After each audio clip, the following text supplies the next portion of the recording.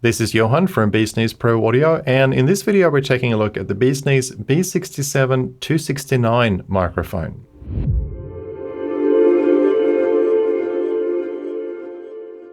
The BeesNeez B67 269 is a large diaphragm multi-pattern tube condenser microphone.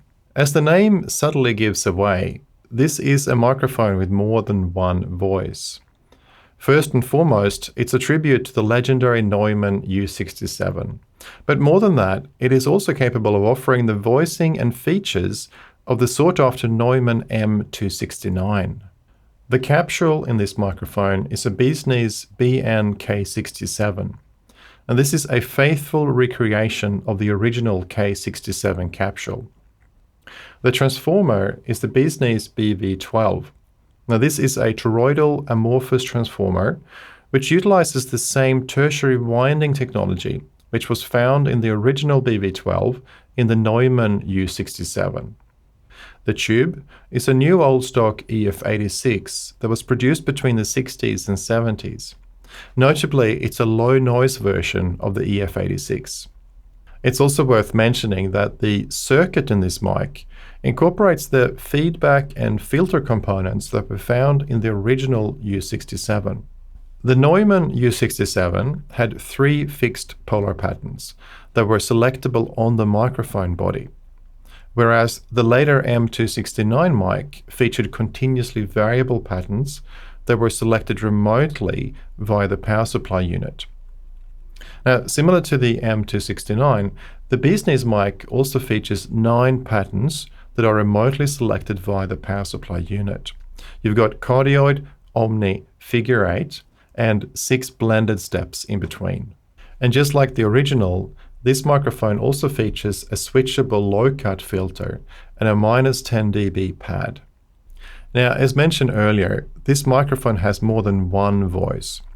In fact, not only can it be made to sound like the original U67 or the M269, a separate mode unlocks modern takes on the sound signatures of these microphones.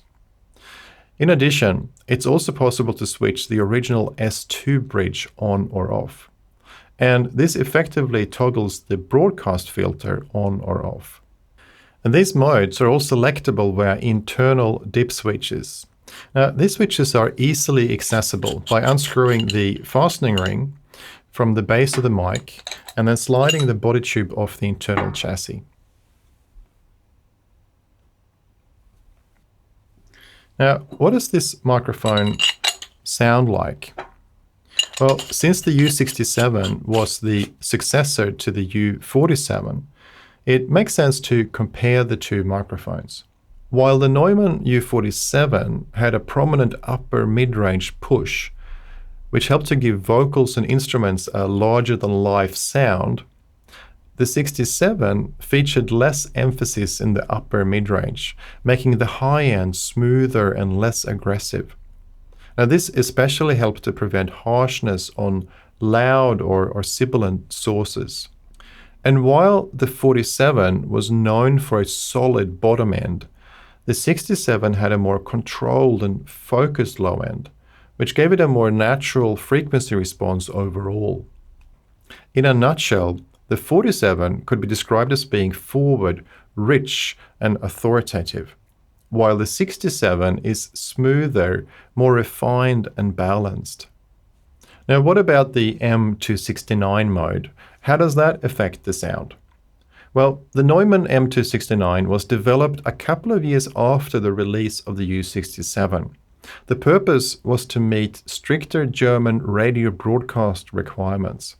And this led to the tube being changed from the EF86 to the AC701K. Now, sonically, the impact of this was mostly on the higher frequencies. While the smooth mid-range of the 67 is retained, it's got a more open, airy, and extended top end. Now, when you engage the 269 mode on the BeesNeez mic, that is exactly what you get. While the microphone is in the 269 mode, and you also engage the modern or new mode, how does that affect the sound? Well, in this case, it introduces more air, along with a boost in the lower mids. Now, as we touched upon earlier, this microphone also has a switch that engages the broadcast filter, which is also known as the S2 bridge. So how then does that impact the sound? Well, both the Neumann U67 and the M269 were manufactured to adhere to European broadcasting standards. And that meant that there were radio transmission bandwidth limitations in place.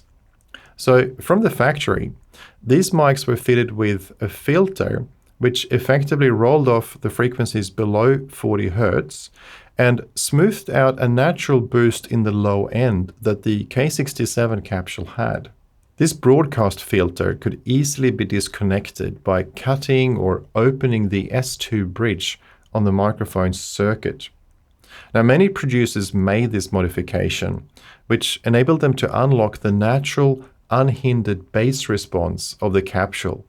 Now, on the BeesNeez B67 269, a switch allows you to turn this same broadcast filter on or off, depending on your personal preference or what your recording needs are.